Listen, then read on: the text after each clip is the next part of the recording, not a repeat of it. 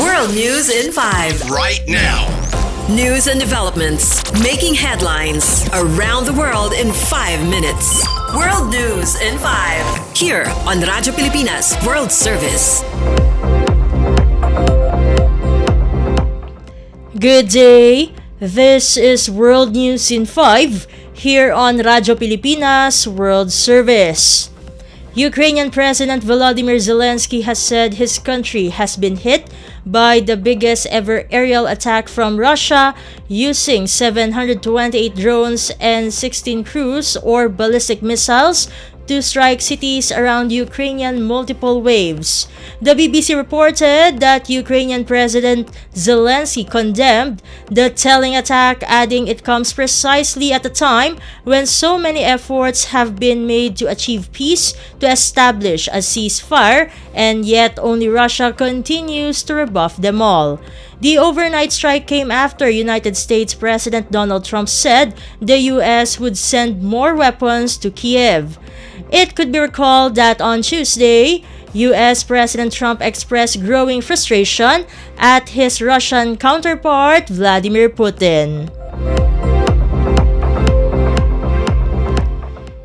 In other news overseas, United States President Donald Trump has sent out a slew of letters on Wednesday to some global trading partners advising them of tariff levels as high as 50% to their exports or for their exports to the US.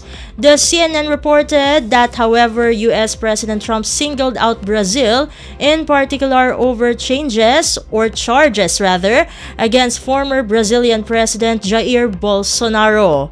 Bolsonaro is facing trial for allegedly attempting to stage a coup against current Brazilian President Luiz Inácio Lula da Silva.